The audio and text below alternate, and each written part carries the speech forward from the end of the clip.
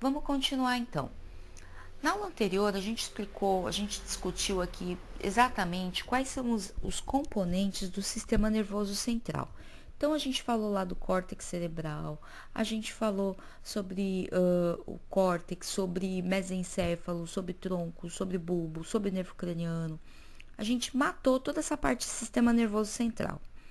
E agora a gente vai seguir, né? Acabamos com o sistema nervoso central, vamos falar de sistema nervoso periférico. Aqui nesse esquema, que a gente já viu lá na aula passada, eu tinha falado para vocês que o sistema nervoso periférico, ou SNP, ele se divide em voluntário, que é aquele que tem relação com movimentos, com atividades que eu controlo, e o autônomo, que são atividades que o sistema nervoso controla, mas que eu não tenho nenhuma ingerência, tá? E o sistema nervoso vai se dividir em simpático e parasimpático, que a gente vai ver lá na frente. Então, aqui um pouquinho melhor explicado. O que é o sistema nervoso periférico voluntário? Esse sistema, ele é formado por nervos que vão levar uma informação lá do encéfalo, então, ou seja, a informação está saindo lá do encéfalo, ele vai descer por fibras nervosas, por nervos, né? E vai chegar até o músculo esquelético, dando uma ordem, movimente-se. E ele também pode chegar a órgãos do sentido, pode sair de um órgão do sentido em direção ao encéfalo. O que isso quer dizer? Eu posso ter saindo, aí nesse sistema nervoso voluntário, eu posso ter, por exemplo, uma informação que está saindo do meu encéfalo, desce por nervos até o meu bíceps braquial, e o meu bíceps braquial interpreta a informação, contraia. E aí esse músculo vai contrair. Outra situação em que eu posso ter o sistema nervoso periférico atuando é quando eu tenho o envio de uma informação que vem dos órgãos do sentido, que vocês já pesquisaram o que é, né? Em direção ao meu encéfalo. Então, por exemplo, o órgão do sentido da visão são os olhos. Então, os olhos vão captar essa informação, só que ele não é capaz de interpretar, né? Então, ele capta aquela informação, aquele sinal luminoso, aquela informação que os olhos estão recebendo, vai, através de fibras do sistema nervoso periférico, encaminhar essa informação até o encéfalo.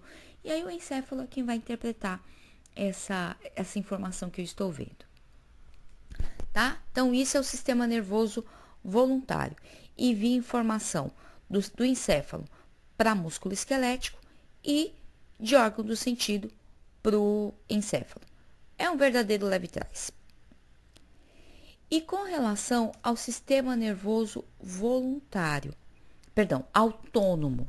Então, com relação ao sistema nervoso autônomo, ele vai comandar funções involuntárias do organismo, como batimento cardíaco, ritmo respiratório, digestão, excreção, liberação de hormônio, etc, etc, etc. Então, tudo aquilo que o meu cérebro comanda, que eu não tenho ingerência, como, por exemplo, eu tenho controle sobre movimento de músculo, mas eu não tenho controle sobre batimento cardíaco. Então, tudo aquilo que o cérebro comanda, mas eu não consigo comandar ali como é que aquilo vai acontecer, é só o meu cérebro que manda, isso a gente vai chamar de sistema nervoso autônomo. Tá? Então, por exemplo, eu posso decidir que eu quero contrair o meu músculo quadríceps. É uma decisão minha. O meu cérebro vai mandar informação para o quadríceps e ele vai contrair. Porém, eu não posso decidir se eu vou ter contração das minhas câmaras cardíacas. Isso é uma atividade que o cérebro comanda, ela vai controlar essa frequência cardíaca, como a gente já falou, mas eu não tenho nenhuma ingerência sobre isso, não depende em nada de mim, tá? E aí, sistema nervoso autônomo, ele vai se dividir em dois grupos, simpático e parasimpático. O que é o sistema nervoso autônomo, autônomo simpático? O sistema nervoso autônomo simpático é responsável por reações em situações estressantes. Muito a grosso modo, tá? Só para facilitar o entendimento. E o sistema nervoso parasimpático, ele vai ser responsável por funções que fazem o corpo voltar ao estado normal após uma situação de estresse enfrentada. Então, funciona mais ou menos assim. Sempre que eu tenho uma situação de estresse, de fuga, de luta, eu vou ter ativação do sistema nervoso simpático. Um aumento da atividade do sistema nervoso simpático. Sempre que cessa esse estímulo, eu vou ter o sistema nervoso parasimpático fazendo com que o corpo volte à situação normal, tá? Então, assim, para a gente poder entender esse negócio um pouquinho melhor, eu tenho duas formas de fazer vocês entenderem esse slide aqui. Eu tenho a difícil, que é falar para vocês decorem, e tenho a fácil, que eu falo que eu vou falar para vocês entendam. Vamos pelo caminho fácil, então. Vamos entender o que é sistema nervoso autônomo simpático e parasimpático. Usa aí sua imaginação e pensa na seguinte cena. Olha para esse cômodo onde você está agora assistindo essa videoaula. Digamos que você está lá no seu quarto, na sua sala, na cozinha da sua casa, não sei onde você está. Mas olha aí esse ambiente onde você está. Provavelmente vocês estão deitados na cama, né? Todo mundo com aquela camisa de vereador, com aquela meia furada, assistindo essa videoaula. Porque é assim que a gente assiste videoaula. Pois é. Imagine que você aí nessa calmaria que você tá com essa sua camisa de vereador véia, surrada, tranquilão, coçando o dedão do pé, eis que de repente entra um leão nesse cômodo onde você está. Do nada. Ele entra pela porta e você se assusta. Você dá um pulo. Imagina o que vai acontecer com o teu corpo. Você vai ter alterações no seu corpo que vão preparar o seu corpo para duas coisas. Primeiro, vai ter um aumento do estresse, porque afinal de contas entrou um leão, né? No quarto. Óbvio que você vai ficar estressado, vai ficar assustado, não vai ficar tranquilão.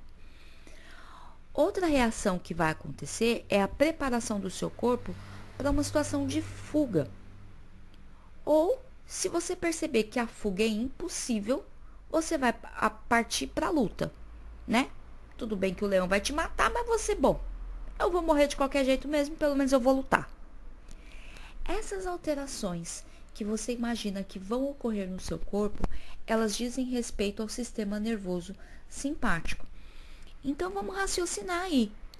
Pensa aí comigo. O que será que no simpático, olha aqui ó, na figura de vocês, tem aqui escrito simpático de um lado, parasimpático do outro. O que vocês acham que vai acontecer com a pupila do olho de vocês? Nessa situação aí em que o leão entrou? Ela vai dilatar. Por quê? Porque uma pupila dilatada, ela permite a entrada de mais luz.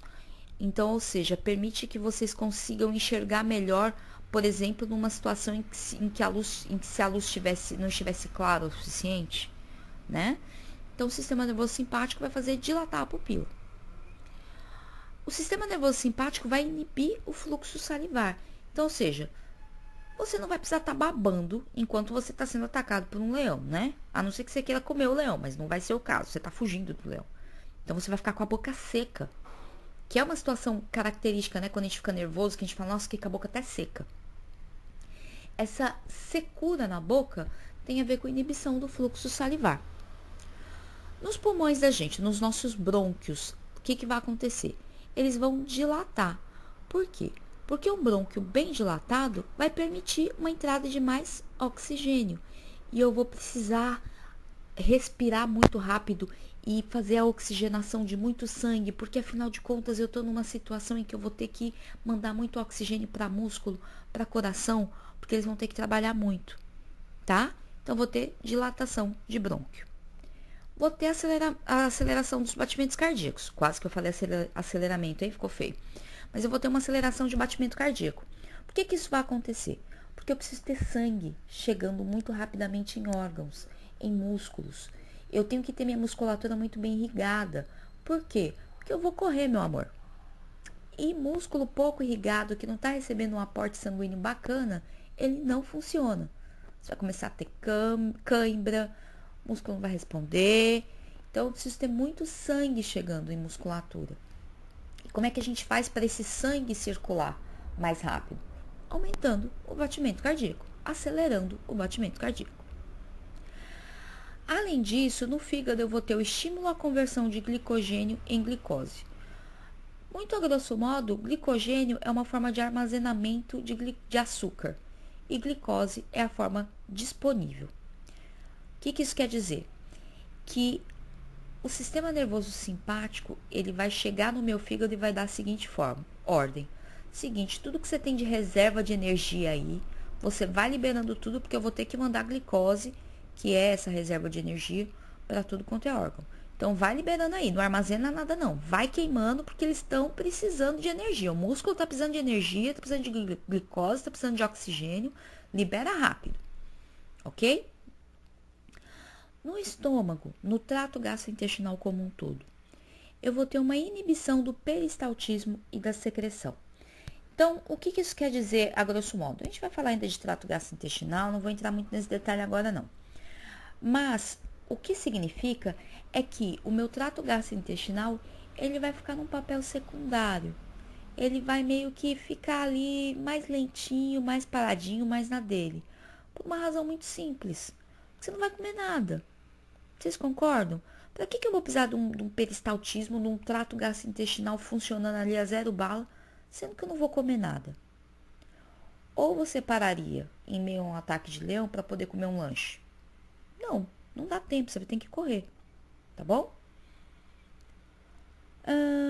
Nas glândulas suprarrenais ou adrenais, a mesma coisa, eu vou ter o estímulo e a secreção de adrenalina e noradrenalina, que são aí esses hormônios que vão ser responsáveis pelo aumento dessa atividade simpática, vai atuar em todo o sistema nervoso, vai contrair vaso, vai aumentar a atividade cardíaca, vai dilatar brônquio, vai manter essa ativação do sistema nervoso simpático. Ali no intestino, assim como vai ocorrer no estômago, vou ter inibição também do peristaltismo, afinal de contas eu não vou comer nada. E na bexiga eu vou ter a contração, vai ser inibida a contração da bexiga. Por quê? A contração da bexiga é um ato que eu faço quando eu estou urinando, né? Então, o que vai acontecer? Eu vou contrair, vou inibir essa contração da bexiga, porque eu não vou parar em meio a um ataque de leão para seu leão espera só um pouquinho que eu vou fazer xixi. Tudo bem? E aí no parasimpático, o que vai acontecer? Tudo o contrário, gente. Então, tudo aquilo que o simpático faz, o parasimpático desfaz. E é um raciocínio lógico. Imagina aí a cena que o leão foi embora. Ele saiu do seu quarto e você voltou para uma posição de segurança. Você já deitou de novo na cama com a sua camisa de vereador e sua meia furada, já pegou a sua videoaula e já voltou à sua situação de normalidade, de segurança. Então, ou seja, tudo aquilo que foi feito no simpático, o parasimpático vai desfazer. Então, vai contrair pupila, vai voltar a ter um fluxo salivar normal, assim como o lacrimal também. Eu vou ter contração de brônquio, eu vou ter um retardo do batimento cardíaco para ele voltar para um nível normal. Eu vou estimular a liberação da bile, aí a bile já tem mais a ver ali com a emulsificação, com a quebra de gordura, aí já é uma situação que, poxa, eu vou comer, né, já passei por esse susto, vou comer, para eu comer eu vou precisar de bile. Então, o parasimpático vai estimular a liberação de bile, eu vou ter um estímulo ao peristaltismo e à secreção, por quê? Porque aí eu vou comer, né, vou comer aquele lanche podrão lá, e aí eu vou precisar do meu trato gastrointestinal funcionando direitinho para poder fazer essa digestão. E aí a bexiga ela contrai. Por que ela contrai? Porque eu já vou ter a capacidade ali de contrair para poder facilitar a diurese, né? Para poder facilitar para fazer xixi. Então, continuando aí falando de sistema nervoso parasimpático. Sistema nervoso periférico. Já falamos de uma definição bem generalizada do que é simpático, o que é parasimpático. Tenham em mente que não é essa a definição exata, é algo muito mais complexo, mas eu deixei de uma forma bem simples para facilitar o entendimento, tá? Para não ficar uma coisa muito, meu Deus, o que é isso?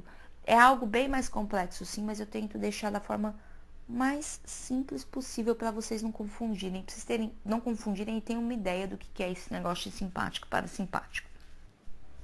Então, aprofundando um pouco mais aí esse detalhamento, a gente vai começar a falar do sistema nervoso periférico. O que acontece? Os nervos que fazem parte aí desse sistema nervoso periférico, eles vão ter o papel de fazer uma comunicação entre centros nervosos com órgãos sensoriais, ou que também recebem o nome de receptores, e ou efetores, representado por músculo e glândula. Ficou meio confusinho, mas já eu vou explicar para vocês isso melhor. O que vocês precisam entender? Nervos fazem o papel do verdadeiro leve-trás. Eles vão mandar uma informação de um lugar para o outro. E aí eu tenho três tipos de nervo, na verdade. Eu tenho nervos sensitivos, que eles vão ser responsáveis pela transmissão de sensações, vamos dizer assim, de uma forma bem grosseira, de sentidos que são oriundos de órgãos sensoriais, que vocês já estudaram. Além disso, eu tenho os nervos motores, que são, como o próprio nome já diz, responsável pela movimentação, e os mistos, que é uma mistura dos dois anteriores. Os nervos que se ligam ao encéfalo são chamados de nervos cranianos. Os pares de nervos cranianos que a gente viu lá atrás? Isso. Quando eu tenho um nervo que se liga diretamente ao encéfalo, eu dou o nome de nervo craniano. Quando eu tenho um nervo que não se liga ao encéfalo, ele se liga, na verdade, um pouco para baixo, ele se liga à medula espinhal, eu vou dar o nome de nervo espinhal. E aí, esse nervo espinhal, ele pode ser classificado nesses três grupos: sensitivo, motor e misto. Esses nervos que fazem aí esse papel de leve-trás, como eu já comentei com vocês, eles têm classificação específica, ele tem alguns detalhezinhos com relação a essas três classificações que eu comentei com vocês: sensitivos, motores e mistos. Então, o que é um nervo sensitivo? Que também pode ser chamado de aferente. É um nervo que transmite o impulso nervoso dos órgãos receptores até o sistema nervoso central. Então, é um nervo que ele vai sair da periferia e ele vai levar essa informação até o encéfalo, até o sistema nervoso central. Tudo bem? Nervos motores ou eferentes. Eles fazem o caminho exatamente o inverso. Eles levam o impulso nervoso que parte ali do encéfalo, partem ali do sistema nervoso central, e eles vão levar para órgãos mais na periferia, vão levar para os órgãos efetores. E por último, detalhando melhor, os nervos mistos. Os nervos mistos, eles possuem neurofibras ou fibras nervosas, é a mesma coisa, tanto do tipo sensitivo quanto do tipo motora. Então, aqui para vocês poderem entender um pouquinho melhor, observem que a gente tem nessa figura esquemática o nosso cérebro, aí eu tenho as outras estruturas ali, tronco cefálico, cerebelo, que junto vai formar o encéfalo. Então, observem aí que eu tenho o cérebro, abaixo ali de tronco encefálico, né, mesencéfalo, ponte, bulbo, percebam que começa a medula espinhal, tá? Que tá aí aparecendo para vocês em amarelinho. Eu tenho uma informação que ela vai se originar no cérebro, ou no cerebelo, enfim, ou no tronco encefálico. Ele vai ser transmitido através da medula espinhal e vai chegar até onde eu quero, até a região que eu quero. Isso, se vocês puxarem bem pela memória, eu expliquei bastante quando a gente estava mostrando lá na sala de aula o esqueleto, né? Que eu mostrava. A informação parte aqui do cérebro, desce aqui pela medula espinhal, que está aqui envolvido, protegido pelas vértebras e chega até o órgão de destino. Isso a gente explicou bastante em sala de aula. Então, só para vocês poderem aí ter, através dessa imagem esquemática, recobrar aquela explicação que a gente já deu em sala de aula. Então, aí o que acontece? Essa fibra nervosa, essa neurofibra que vai compor esse sistema nervoso, ele pode ser de três tipos: aferente ou sensitiva, eferentiomotora e mista. Tudo bem? Achou confuso? Tá complicado? É muita coisa para decorar? Pausa o vídeo, volta, leia com atenção para você poder ir se familiarizando com esses nomes. Seguindo aqui no nosso vídeo, eu vou mostrar para vocês com um pouquinho mais de detalhe a medula espinhal. O que acontece? Aqui nessa imagem nós temos o desenho da vértebra que a gente cansou de ver lá na aula de sistema ósseo, que a gente aprendeu a contar a vértebra, lembra? Lembra que eu pedi para vocês decorarem? 7, 12, 5, 1, 1, 7 cervicais, 12 torácicas, lembra? Pois é. Vamos recobrar ali aquela parte que a gente estudou já em sistema ósseo. Aqui nós temos uma vértebra, tá? Algumas vértebras desenhadas aqui para vocês. E observem que no meinho dela tá passando a medula espinhal. Observem que essas vértebras estão como se estivessem abraçando, envolvendo, protegendo essa medula espinhal. E isso tem uma razão que eu já expliquei para vocês também. Porque é uma estrutura que faz parte do sistema nervoso, é extremamente sensível, é delicada. Se ela sofre uma lesão, é dificilmente você vai ter uma reconstituição total dessa estrutura. Então, eu tenho ali não só as vértebras, mas lembra que eu tenho lá as meninges, tenho o líquido cefalorraquidiano, tudo isso protegendo essa medula para que ela não fique tão exposta, tá? Então, o que acontece? A medula espinhal ou espinal, mesma coisa? No adulto, ela vai sair lá a partir, logo ali no final de bulbo, né? Terminando o bulbo, e ele vai se estender mais ou menos até a altura da vértebra L1 ou L2. Tá? Então, ela é bem comprida, mas ela não chega até final ali de coxígeo, por exemplo. Não. No adulto, lá para L1, L2 já acabou. Em criança, vai um pouquinho mais para baixo. Mas em adulto, se estende até L1 e L2, mais ou menos. O que é a medula espinhal? É um filamento nervoso, então, ou seja, um filamento é como se fosse um cordão. Um cordão feito por várias fibras que percorrem todo o interior do canal raquidiano da coluna vertebral, tá? Então, esse buraco aí que a gente tem no meio da coluna vertebral, onde a medula espinhal está enfiada, recebe o nome de canal raquidiano. Tudo bem? A medula espinhal, ela exerce função no sistema nervoso.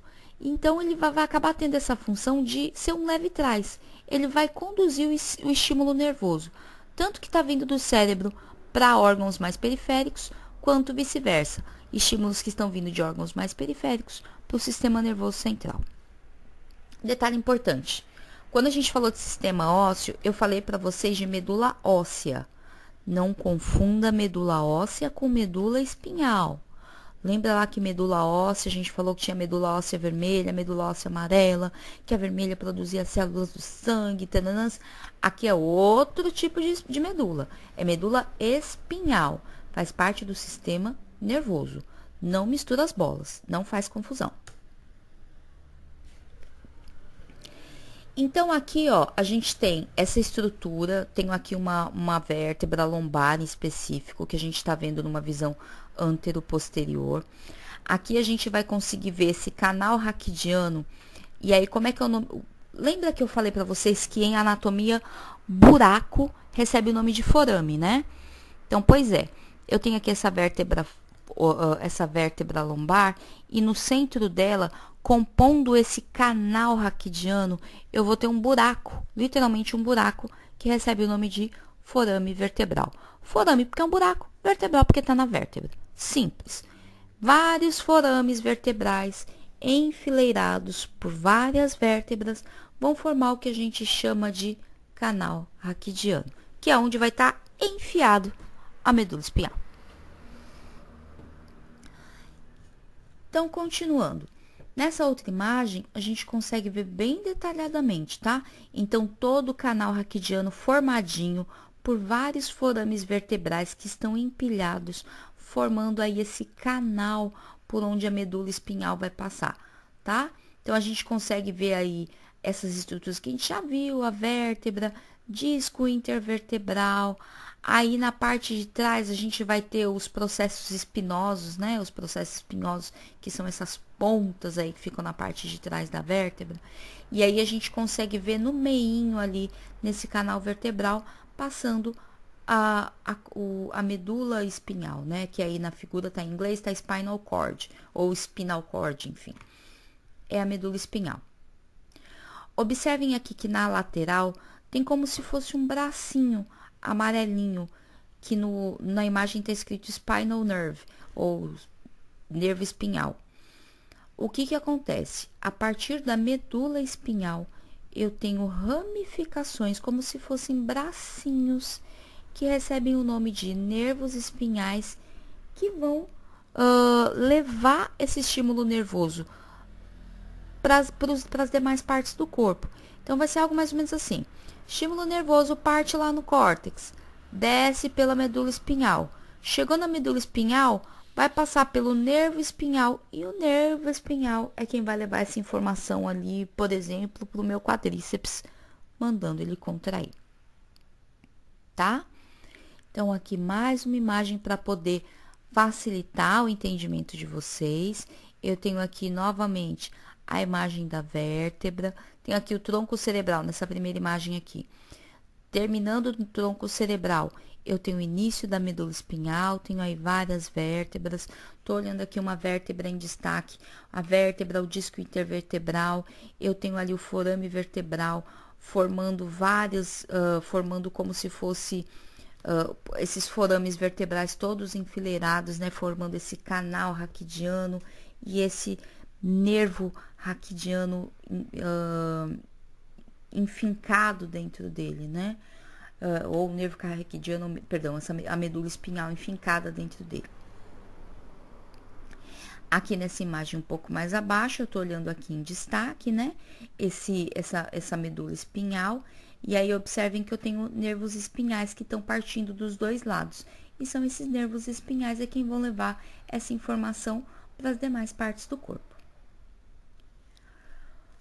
Essa parte aqui a gente já meio que comentou, mas aqui é só um detalhezinho a mais para vocês. Então, vendo essas três vértebras, eu tenho aí C4, T6 e L2. Tudo vértebra, não tem diferença nenhuma.